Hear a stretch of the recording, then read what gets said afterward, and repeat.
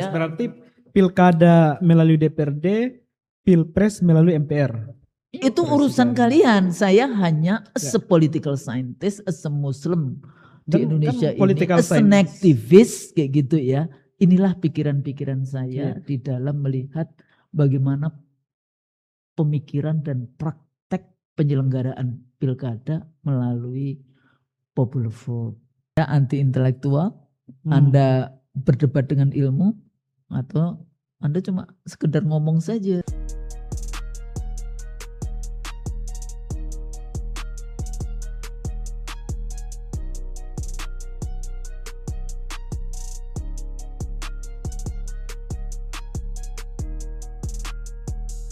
Tapi ini kan beberapa partai politik bermunculan, partai-partai yang baru nih. Ya Gema Bangsa, kemudian kemarin itu yang Gerakan Rakyat. Apa? Partai mendeklarasikan untuk jadi partai baru. Aku udah nggak ngikutin sih terakhir. Cuma ya nggak apa-apa. Mereka kan haknya civil and political liberties, kebebasan berserikat, kebebasan apalagi kan sistem kita multiparti presidensial. Apalah, iya. Nggak, maksudnya nggak usah terlalu ini. Makanya sebetulnya kalau yang pilkada misalnya daerah yang kayak gitu-gitu, ya sudah. Kalau asimetris, pilihlah yang namanya partai lokal kayak gitu. Dibolehkan itu partai lokal. Aceh aja juga punya partai Aceh kok kayak gitu kan. Kenapa enggak? Kenapa enggak daerah-daerah yang lain? Nah, daerah yang lain sehingga dia selalu argumennya oh iya supaya bupatinya lebih dekat. Emang kalau nggak dipilih langsung nggak bisa dekat? Kan nggak ada argumennya. Berarti itu calon bupati atau bupati yang nggak pantas untuk duduk sebagai bupati karena nggak tahu fungsinya dia sebagai pemimpin lokal. Kan itu persoalan. Jadi rekrutmen itu menjadi sangat penting dan rekrutmen itu ada di DPP. Persoalan kan yang terakhir menentukan kan DPP. Nah, partai-partai dan kemudian dari mana saja, apakah dia kader atau dia non kader, ya kan? Untuk apa bikin partai kalau Anda nggak mempersiapkan kader? Ya kan, kemudian oh iya Bu, partainya dijual aja kan bisa. Yang tadi itu rental kayak gitu kan supaya partainya bisa menghasilkan, ya udah dijual aja, mendukung tanda tangan partai mendukung seorang tokoh A B C D Z kan itu. Betul. Jadi secara kalau kita bahas secara terstruktur kita bicara pertama konsep demokrasi itu apa. Jadi demokrasi itu enggak tunggal. Bukan seperti kalau Anda membaca Al-Quran. Itu cuma satu-satunya kayak gitu ya. Sami'na wa ta'na di situ. Kecuali hadisnya. Ya kalau hadis kan macam-macam. Kan saya tadi ngomong tafsir. Kitab sucinya Al-Quran satu. Enggak ada yang lain. Gitu kalau demokrasi? Kan. Demokrasi kan. Ya tadi saya sebut ada demokrasi liberal, ada demokrasi sosialis itu bagian dari ini di dalam konteks demokrasi itu wajah dari ideologi liberal kok di dalam konteks itu perwakilan demokrasi. Kalau langsung tidak langsung itu klasik atau modern. Yang klasik itu yang langsung, yang modern yang tidak langsung. Kemudian dari dari incumbent gitu ya. Rezim yang berkuasa, apa yang dilakukan? Abuse power, menggunakan polisi.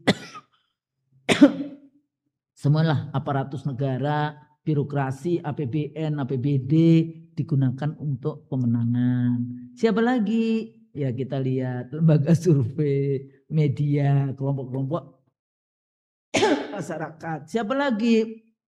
Ya tadi sebut pengamat politik. Walaupun gak pernah kuliah ilmu politik ya. Pengamat politik gak diundang lagi deh ngomongin pilkada di TV, di podcast-podcast yang kayak gitu kan. Terus siapa lagi? Pemilihnya. Pemilih gimana? Ya pemilihnya jadinya gak dapat 20.000, 50.000 setiap kali pilkada. Ya kira-kira ini bolim atau enggak ini? Jolim Pak. Jolim kayak gitu. Itu baru penyelenggaraan. Kemudian kalau kita bahas tentang kualitas, bahas tentang substansial demokrasinya, polisinya bagaimana? Ya jadi kira-kira APBN, APBD itu habisnya kemana setelah pemilu? Jadi delivery tadi. Ya. Oh iya lumayan Bu kalau kami jadi anggota anggota DPRD maka anak saya bisa dapat proyek MBG kayak gitu kan. Gimana nggak taunya proyek MBG itu berapa, ternyata ada yang menghitung harusnya cuma berapa kayak gitu kan. Jadi Kita mencerdaskan kehidupan bangsa atau membuat yang namanya toilet kita penuh ya yang kayak gini-gini itu kan policy, public policy, social development policies kayak gitu ya. Paham nggak itu para calon itu? Satu, pendidikan gimana, kesehatan gimana, perempuan, penyandang cacat, HAM, lingkungan hidup dan seterusnya. Terus kemudian daerah kita ini ekspor TKW enggak, TKI enggak, diurus enggak itu. Oh, ini penting karena yang terjadi itu mahasiswa saya ada yang nulis tentang Hong Kong, TKW kita yang di Hong Kong yang di sexual harassment yang terjadi ya di Hong Kong maupun di sampai meninggal kan di Malaysia, belum lagi yang di Timur Tengah maupun sekarang banyak yang misalnya di Jepang, di Korea dan sebagainya. Di Korea itu kata anak saya yang kuliah di Korea University di sana itu ada yang mati karena kedinginan dan karena ya mungkin kesalahan dari penyelenggara atau apa PJTKI-nya di dalam konteks itu. Daerahmu ini daerah pengirim tenaga kerja yang seperti itu karena Anda tidak mampu yang namanya menyiapkan job opportunity, menyediakan lapangan kerja untuk rakyat yang kau pimpin. Emang gak ditanya nanti di akhirat. Ya. Kayak gitu. Betul. Jadi ini mau pilkada langsung maupun tidak langsung sama ini kalau ngomongin delivery. Ya kan? Cuma kalau deliverynya itu duitnya sudah banyak dipakai untuk kampanye. Kira-kira dia akan mikirin gak itu dengan baik? Jadi Bupati Lampung Tengah Ardhito Wijaya diduga menggunakan 5,25 miliar dari korupsi untuk pelunasan pinjaman bank di kampanye 2024 kemarin. Ya, kalau kemudian dia itu misalnya sekda, dia gunakan APBD-nya untuk kemudian kebijakan-kebijakan yang langsung, atau kalau dia dulu Menteri Sosial, dia ada apa itu yang bansos. Bukan bansos, tapi namanya apa yang diberikan PKH. Ya, PKH diberikan hanya beberapa minggu sebelum voting kayak gitu. Memang kita tidak tahu yang seperti itu. Ada dulu itu calon gubernur sampai gimana lu kalah lu, kenapa? Tuh PKH sudah dicairkan, udah dibeli itu suara kayak gitu kan. Nah, karena rakyatnya tidak bisa membedakan bahwa itu adalah uangnya dia sendiri. Bukan uangnya si calon itu, yaitu uang APBN maupun APBD. Artinya memang pemilu langsung ini terlalu banyak mudaratnya. Iya, termasuk pilpres. Jadi kalau pilpres berarti pilkada melalui DPRD, pilpres melalui MPR. Iya. Kembali ke Undang-Undang Dasar 45 dengan adendum tentu saja ya, ada beberapa yang perlu diperbaiki dalam konteks itu. Tapi kan orang belum udah kita kembali. Dulu kan kita pernah Undang-Undang Dasar 45, Undang-Undang Dasar RIS, terus kemudian dekret presiden kembali ke Undang-Undang Dasar 45. Tapi ketika pilkada melalui DPRD, pilpres melalui MPR, bagaimana mengantisipasi keterlibatan oligarki atau korporat-korporat yang jadi bandar? Mereka selalu ada. Tapi Anda bayangkan, lihat pidatonya Mamdani enggak? Atau beberapa podcastnya Mamdani. Kenapa dia bisa terbebas dari para oligarki?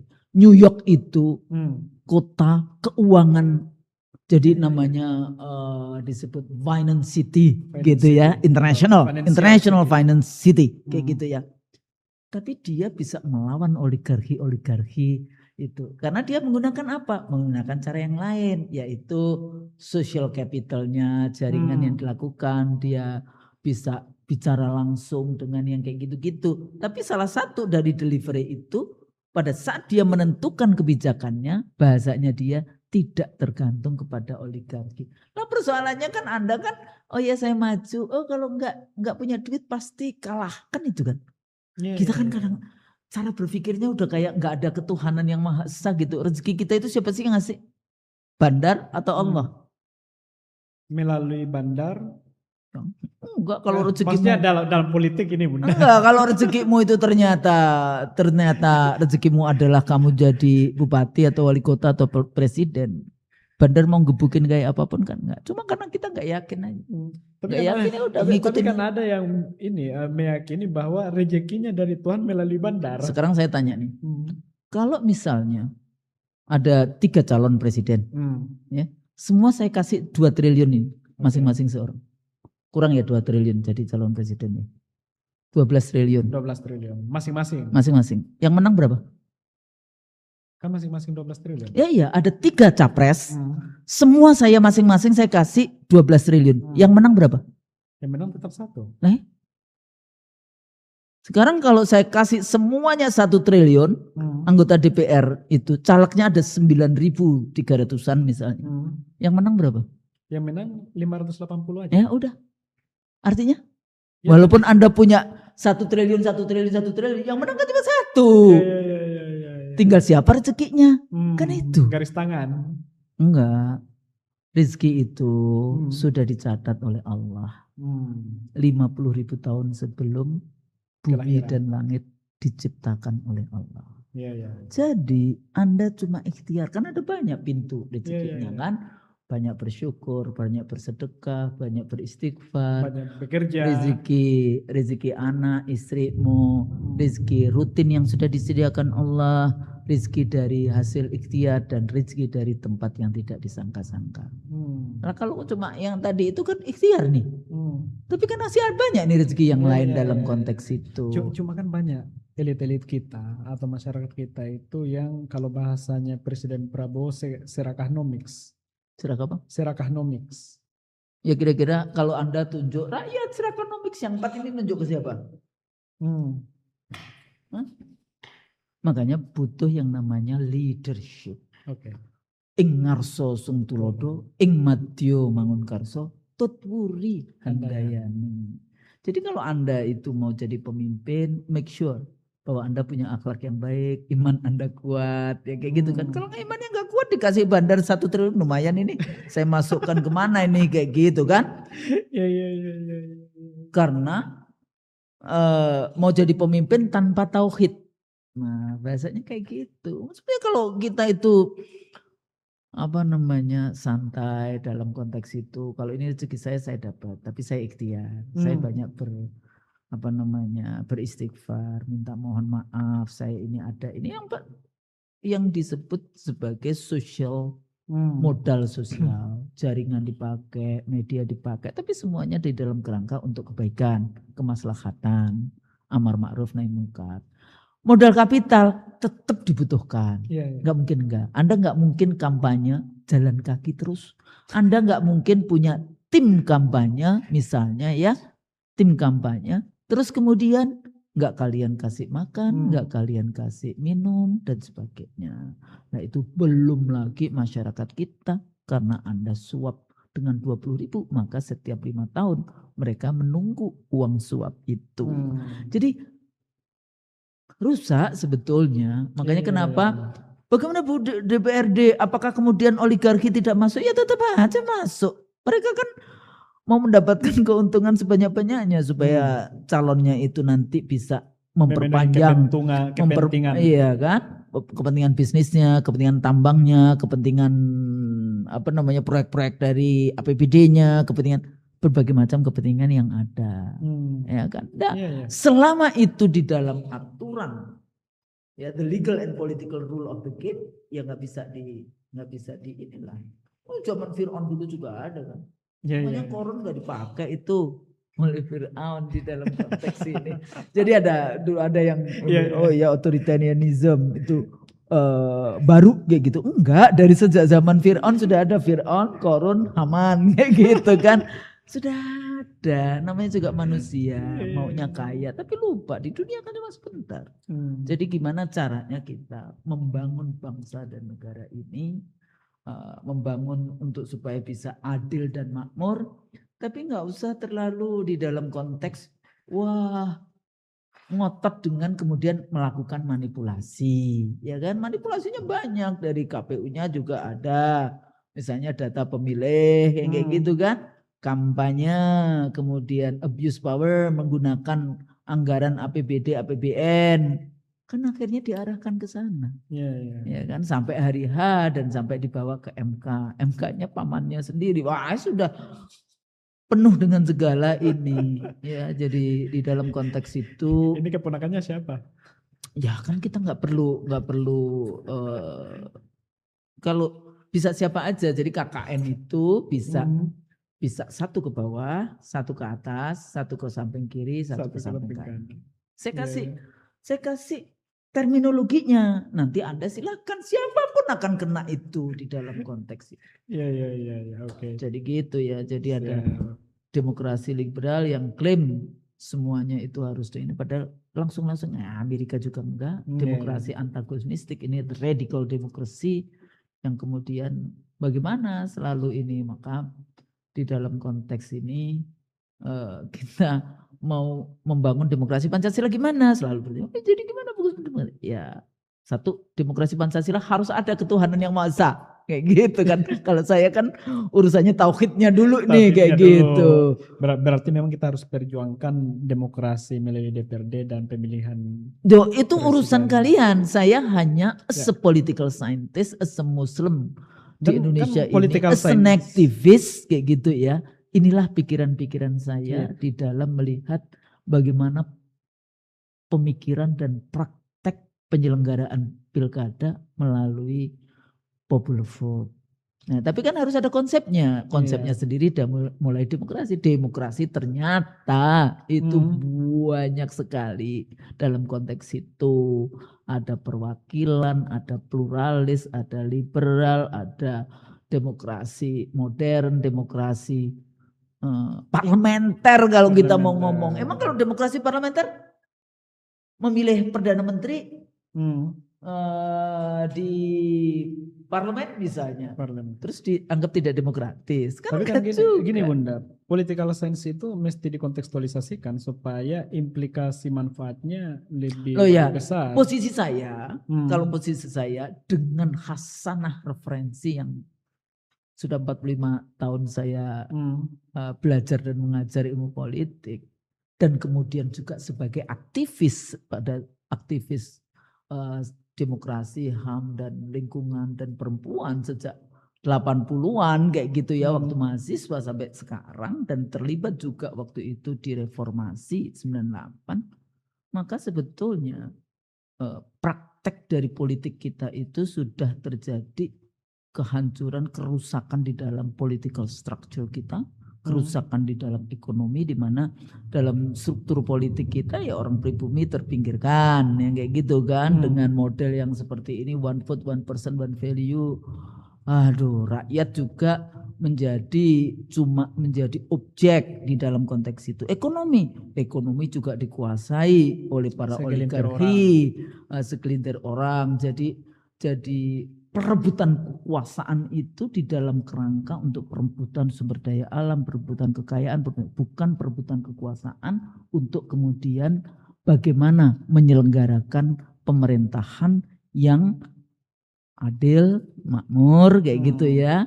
Yang tadi tujuannya, the ultimate tujuannya baldatun thayyibatun ghafur. Jadi dari struktur politiknya, struktur ekonominya, struktur sosialnya hari ini itu banyak dirusak. Oleh karena itu ya kita duduk, kita diskusikan. Saya bukan bukan politician, sehingga tidak punya yang namanya palu yang menentukan ini ke arah mana dan sebagainya. Tetapi penting untuk mendiskursuskan.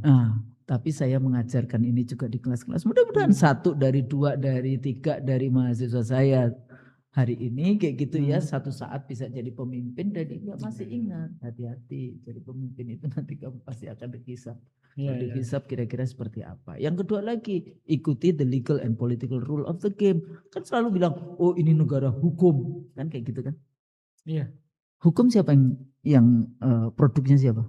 Ya, produknya. Yang bikin hukum itu siapa? Yang bikin undang-undang? Undang-undang itu legislatif sama siapa? dengan eksekutif. Ya siapa? Anggota DPR. Ya politik kan? Politisi. Ya kalau politiknya rusak, Berangkatnya Kira-kira- dari partai politik juga. Iya, makanya kalau politiknya rusak, partai politiknya rusak, kira-kira hukumnya gimana? Ya rusak juga sih. Nah itu karena kawan-kawan kita hukum kan selalu politisi harus ikut itu. Alah, undang-undangnya aja juga udah liberal kapitalis semuanya, gimana mau kita ngikutin kayak gitu kan? Betul. Produk dari rezim sebelumnya yang 10 tahun terakhir itu sebelum Prabowo ini itu kan mengarah kepada industri kapitalisme. Anda mau bicara tentang undang-undang COVID, undang-undang Omnibus Law, undang-undang kesehatan, undang-undang pendidikan, semua arahnya adalah industri kapitalisme. Ya kan? Terus udah kayak gitu, oh iya Ibu, ini DPR kok pilkada tidak langsungnya ini diputuskan sendiri ini. Alah, emangnya undang-undang selama Joko Widodo jadi ini pakai diputuskan. Tengah malam ada yang diketok itu undang-undangnya, rakyat lagi demo, mahasiswa lagi demo, yang undang-undang apa aja tuh? Omnibus Law, undang-undang KUHP lah, apalah dan sebagainya diketok. Itu untuk kepentingan siapa? Jadi gini loh maksud saya, mari kita bahas secara komprehensif. Apa sih hari ini? Apakah kita sudah muhasabah gitu ya? Apakah kita politik kita hari ini itu sudah politik yang barokah, politik yang bertauhid di dalam konteks political itu? will. Ya will aja, willnya yang will di dalam kerangka untuk menguasai negara, menguasai sumber daya alam. Nah sekarang itu Anda ini kan bukan balik lagi kepada kalau kita mau bicara tentang janji suci hubungan politik manusia, ya Undang-Undang Dasar 45. Ya dari Undang-Undang Dasar 45 itu ya pembukaan Undang-Undang Dasar itu. Ya, tujuan bernegara. Kemudian dari itu juga kemudian dasar-dasarnya apa? Pancasila. Jadi ada ketuhanan. Terus apa yang kedua? Yang terakhir, kemanusiaan Bunda, yang ada, persatuan Indonesia, kerakyatan yang dipimpin oleh hikmah dan kebijakan dalam permusyawaratan garis miring dan keadilan sosial bagi seluruh rakyat Indonesia, bukan keadilan sosial bagi segelintir penguasa dan kroni-kroninya. Kan itu persoalannya. Jadi kalau Anda pakai tanya, oh iya demokrasi Pancasila, ya cek aja. Sekarang kekayaan kita siapa yang miliki? 1% menguasai berapa? 50% kekayaan di Republik ini. 1% menguasai 72% tanah di Republik ini. Nah, Indonesia termasuk negara yang jumlah anak mudanya pengangguran terbesar di negara-negara Asia Tenggara. Nah, jadi Anda mau berkuasa untuk apa? Belum lagi kalau tadi kan pembangunan ekonominya, industri, kemudian pertanian, lapangan kerja dan seterusnya. Infrastruktur. Ada lagi nih yang membuat kita rusak hari ini. Apa? Istri membunuh suami, suami membunuh istri, kakak kelas membunuh adik kelas, apa? Murid pukul guru. Pinjol. Bagaimana kita? Kemudian keuangan, perbankan, riba. Jadi gimana kita mau jadi negara maju? Mau mengurus Republik ini gitu loh. Jadi semua hal, semua lini kita beresin satu persatu di dalam. Tergantung, tidak hanya cuma satu persatu hanya saya, enggak seluruhnya. Silakan Anda di IPB kayak gitu, cek aja bagaimana isu tentang pertanian, kedaulatan pangan. Jadi jangan ngomong cuma pangan saja, kedaulatan. Kita nggak berdaulat, nggak mandiri, kita tergantung kepada petani Cina, petani Vietnam, petani India dan sebagainya. Silakan. Teknologi juga demikian. Tapi semuanya ini adalah instrumen untuk menuju negara adil dan makmur. Yang kayak gitu. Apa lagi? Yang terakhir soal. Kok sudah terakhir? Kayaknya baru introduction ini tadi. Yang gak kerasa. Kayaknya baru introduction. Gak kerasa udah 1 jam lebih. Terkait dengan perempuan di parlemen, apalagi Bunda sebelumnya adalah aktivis perempuan dan sampai hari ini masih memperjuangkan hak-hak perempuan. Nah, pertanyaannya Bunda, apakah perempuan di parlemen itu hanya sebagai angka afirmasi atau aktor perubahan? Kalau data Pileg di 2024 kemarin, DPR RI representatif perempuan itu mengalami peningkatan sampai 21,9%. atau 127 kursi dari 580 kursi. Tertinggi sepanjang sejarah yang ada di Indonesia. Artinya ruang-ruang politik untuk perempuan ternyata ada efek dari 30% walaupun belum nyampe 30%. Gitu. Jadi gini, isu perempuan. Posisi saya as a women Muslim, saya mengartikan equality, jadi women equality, gender equality itu bukan the sameness. Beda dengan konsep feminis barat. Ya. Feminis barat, the sameness. Sama nih, laki-laki dan perempuan. Kalau saya tetap ada yang disebut the different of role, peran yang berbeda. Tapi apakah kemudian interpretasi kita atau tafsir kita, ya karena ini tafsir ya, tafsir kita perempuan kemudian nggak boleh ikut di politik. Makanya saya dulu salah satu dari sedikit perempuan ya yang bicara tentang kuota perempuan 30%. Apalagi saya jadi timnya pemerintah, jadi ikut itu ketik kuota perempuan, drafting undang-undangnya. Dan waktu di KPU saya juga minta kuota untuk anggota KPU ya 2 ataupun 1 yang waktu itu ada perempuannya. Kenapa? Konsepnya kalau ada perempuan di situ male behave well. Jadi agak jaim-jaim kan ada perempuan yang kayak gitu. Tapi kalau perempuannya sedikit nggak berbunyi. Jadi harus ada yang disebut significant numbers, jumlah yang signifikan supaya perempuan itu suaranya terdengar. Jadi ada keterwakilan yang disebut keterwakilan ideas, ada the politic of ideas. Jadi kenapa perempuan harus masuk? Karena banyak sekali kebijakan negara yang berhubungan dengan perempuan. Satu apa? Hak reproduksi, melahirkan, menyusui, hamil, mens dan sebagainya. Yang kedua apa? Relasi perempuan dan laki-laki, perkawinan, perceraian, mobilitas perempuan. Yang ketiga apa? Sepertinya itu adalah kebijakan yang netral tapi punya dampak yang berbeda antara laki-laki dan perempuan. Bisa pekerjaan, kesehatan, pendidikan, perang, damai dan seterusnya. Jadi di dalam konteks ini ternyata laki-laki tidak bisa membawa amanah perempuan, itu the politic of ideas-nya itu dititipkan. Oleh karena itu butuh the politic of presence, keberadaan perempuan di dalam decision making proses. 30% itu waktu itu adalah itu pertemuan United Nations di dalam konteks itu 95 di Beijing di dalam konteks ini. Salah satunya untuk meningkatkan partisipasi perempuan di dalam menyelesaikan banyak hal. Karena perempuan kan 50%. Modelnya mana? Ada model Scandinavian country yang itu incremental track. Lama. Dia baru bisa 20% itu 60 tahun. Baru kemudian dengan kuota 70%, 40%, 50%. Sekarang yang pertama nomor 1 di dunia itu Rwanda. 63% Rwanda. 63% anggota parlemennya perempuan. Tapi dia punya yang disebut triple ballot system. Sistemnya 3 surat suara. Surat suara untuk caleg laki-laki dan perempuan, surat suara caleg untuk anak muda laki-laki dan perempuan, dan surat suara khusus caleg perempuan. Makanya ketemunya tinggi sekali sampai 63%. Scandinavian country dulu itu banyak sekali, tapi dia pakai undang-undang tidak boleh ada dominasi sampai 40% yang namanya kelompok di dalam pengambilan keputusan. Makanya ini lebih general. Makanya Scandinavian country itu sekarang ya jadi Norway, Swedia, Denmark, Finland itu rata-rata di atas 40%. Nah, jadi di dalam konteks ini Indonesia waktu itu reformasi, karena itu perubahan politik itu waktu yang paling tepat untuk kemudian kita waktu itu mengubah kebijakan, karena di dalam perubahan itu kan kita memperbaiki konsensus yang ada. Maka kita masukkan waktu itu saya ngomong apa saja pasti saya bicara tentang kuota perempuan, tentang perempuan. Nah, pada akhirnya di 2004 itu pertama kali kemudian dipraktekkan di dalam konteks itu.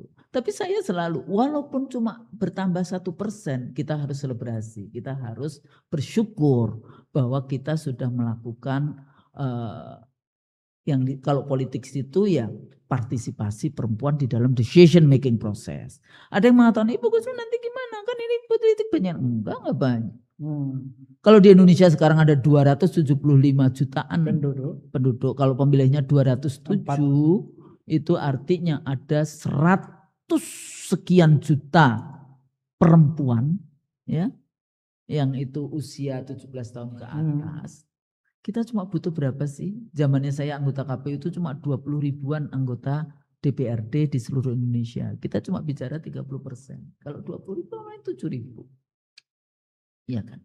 Kita punya yang namanya 100 jutaan perempuan kayak gitu ya. Jadi artinya jangan takut siapa nanti Bu Gusnul yang ngurus rumah tangga, siapa yang nanti Bu Gusnul. Masih banyak. Enggak banyak kayak gitu. Makanya saya selalu kalau saya memberikan bintek kepada caleg-caleg perempuan, pertama tentu saja Anda harus mendapatkan ridho kayak gitu ya dari suaminya. Jangan kemudian gara-gara sudah jadi anggota DPR kemudian kayak gitu. Yang kedua lagi tanyakan pada partai politik. Kenapa saya dulu tidak setuju dengan reserve seat? Karena kalau reserve seat Anda bisa bayangkan sekarang aja kan ada 138 anggota DPR, 53 anak-anak pejabat, 30 perempuan istri-istri pejabat, 10 suami-suami pejabat, 7 ponakan-ponakan pejabat, sisanya adalah kekerabatan lainnya. Jadi rekrutmennya ini yang jadi masalah. Tapi ini kan gak cuma perempuan, yang laki-laki juga demikian kayak gitu kan. Sama kasusnya anak pejabat, suami pejabat, ponakan pejabat kayak gitu kan di dalam konteks ini. Jadi apa? Kesalahannya jadinya adalah di partai politik di dalam rekrutmen. Bukan kesalahan dalam konteks ini. Karena partai politik ini menganggap partainya itu sebagai perusahaan pribadinya. Dia lupa ini adalah perjuangan ideologis untuk mengimplementasikan cita-cita para pendiri bangsa, cita-cita konstitusi 45 di dalam membangun negara yang dulu adalah kumpulan dari bangsa-bangsa, kumpulan dari negara-negara dari Aceh sampai Tidore. Waktu kemarin saya ngomong itu salah itu. Bukan pulau-pulau di Fak-Fak tapi pulau-pulau di Raja Ampat. Itu wilayah dari Kesultanan Tidore sampai Papua itu. Ya, jadi dalam konteks ini perempuan, pertanyaannya adalah siapa mereka, bagaimana mereka direkrut, dan jangan sombong di sana. Anda sebetulnya posisinya hari ini tidak beda dengan laki-laki di dalam konteks kemampuan. Jadi jangan menggunakan afirmasi tapi Anda sendiri tidak punya kualitas. Tapi persoalannya biasanya Ibu Gusnul tingkatkan dulu kualitas perempuan. Halo, memang kita kan membutuhkan anggota DPR laki-laki yang berkualitas dan anggota DPR perempuan yang berkualitas. Jadi tidak cuma perempuan saja. Artinya apa?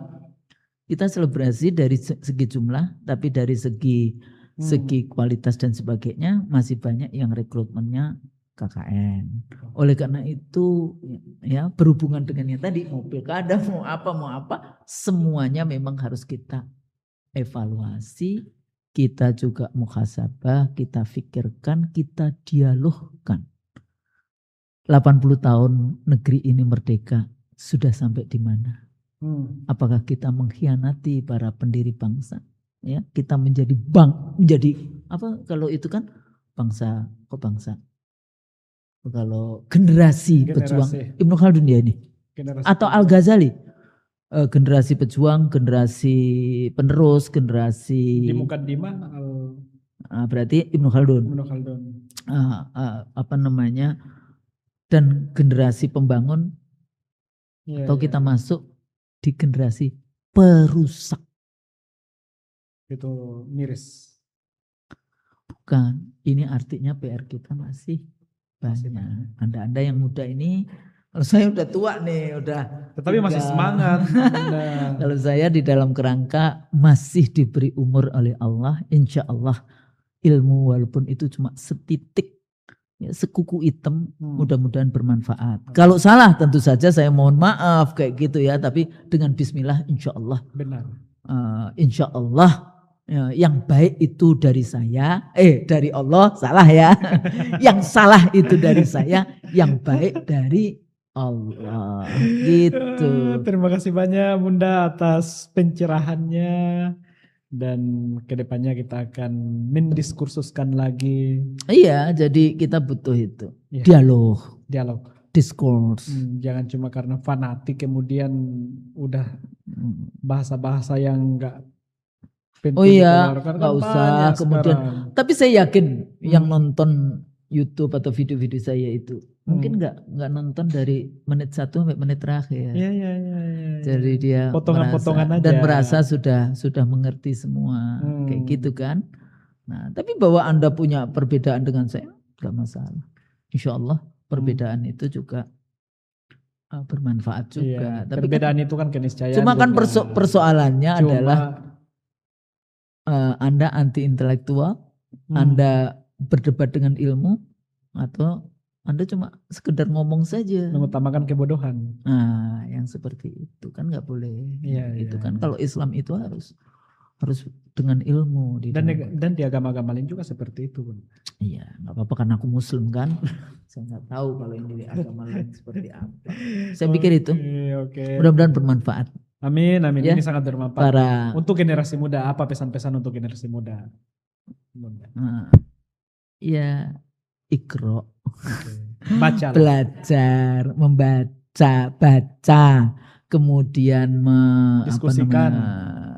mendiskusikan, memahami, mengevaluasi, membaca lagi, siklus terus-menerus seperti itu. Jadi jangan merasa sudah S3, S3-nya nggak tahu siapa yang membuatkan disertasinya kayak gitu ya. Terus sudah selesailah urusan Anda, enggak yang seperti itu. Tapi lagi-lagi tingkatkan iman dan takwa Anda. Dari situlah kemudian nanti kita bisa kalau Anda jadi politisi, jadilah politisi dengan tauhid. Kalau Anda di ekonomi, di bisnis, membangun ekonomi dan bisnis dengan tauhid. Kalau Anda jadi dosen, menjadi dosen itu dengan tauhid, artinya bismillah semuanya karena Allah. Kayak gitu ya, bukan karena mau jadi jabatan, mau jadi komisaris, mau jadi ini. Kan kalian anak muda sekarang, oh iya saya mendukung ini apa? Jadi komisaris Bunda, saya sudah capek menjadi miskin. Kan kayak gitu. Ini ada loh statement itu. Kayak gitu. Supaya keluar dari lingkaran kemiskinan. HMI loh. Tapi mungkin itu salah ya, maksudnya dia slip of the tongue, bukan karena dari kolbunya kayak gitu, karena rizki sudah Allah yang atur. Anda tinggal ikhtiar, Anda jemput rizki Anda dengan cara yang halal.